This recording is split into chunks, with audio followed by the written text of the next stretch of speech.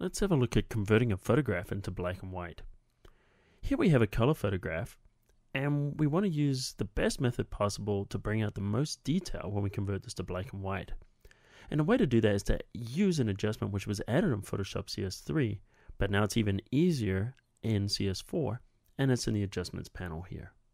We go into the adjustment panel, and then we're going to see an adjustment here called black and white. Notice up here it shows you the name as you roll over. So all we need to do is just tap that, and notice it opens up the panel here. We can make all the adjustments, and it also adds a adjustment layer here with the mask.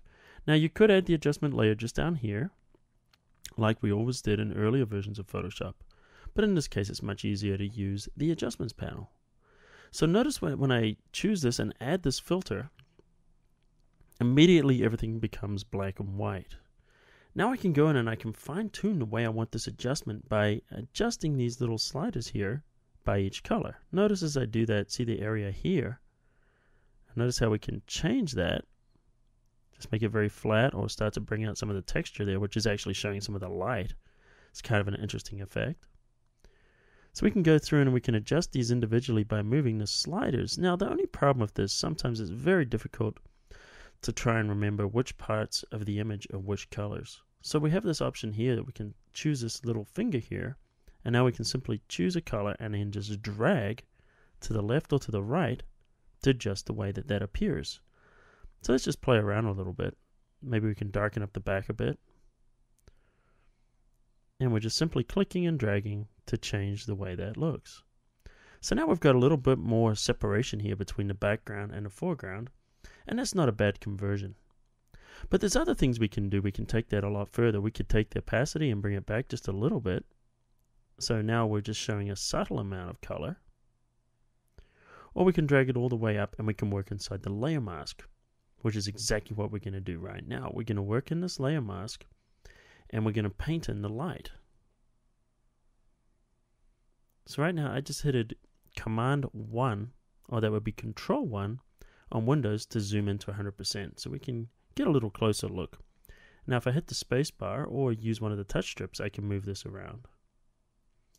So what I want to do now is I want to paint this. So let me grab my paintbrush, and because I'm painting into a mask, if I want to reveal that layer that the mask is hiding, I need to choose black. And sorry, that will actually reveal what's underneath it, or will hide what's in that layer and allow that color to come through. So let's go to the brushes here. And there's a couple of different dynamics we want to set. One of them, we've got opacity set to pan pressure, but let's also go into shape dynamics and we're going to set size to pan pressure. Now that means if I press very lightly, I'm only going to be affecting a smaller, finer area. If I press hard, I'm going to be affecting a much wider area. So in fact, this might even work better if we just turn the other dynamics off, so we're working at full strength for now. And the only thing we're changing now is the size. And this enables us to get precise adjustment there as I'm painting on top of the light. Notice that we have the mask selected.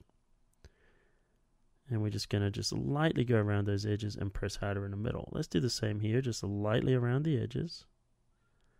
Get a nice precise, and then do the middle.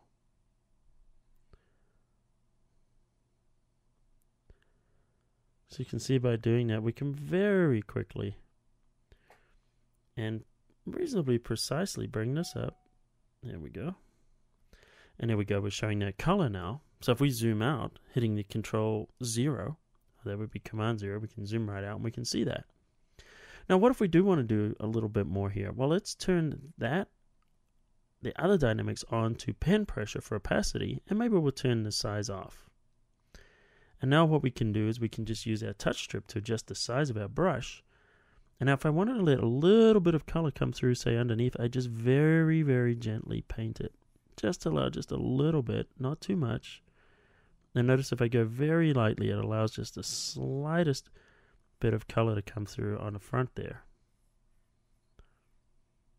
And that gives it kind of an unusual effect there, just letting a little bit of color come through. So if we have a look at the mask and see what we've painted, I'm just hit the Alt key or the Option on Mac, and you can see what we've painted. See how it's very light there and it's thicker there?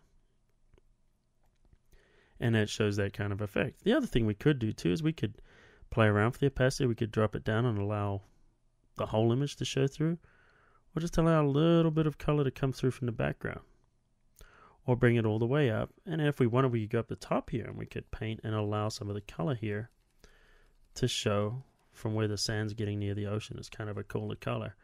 But you can just kind of see how we would control that color by painting on this mask here.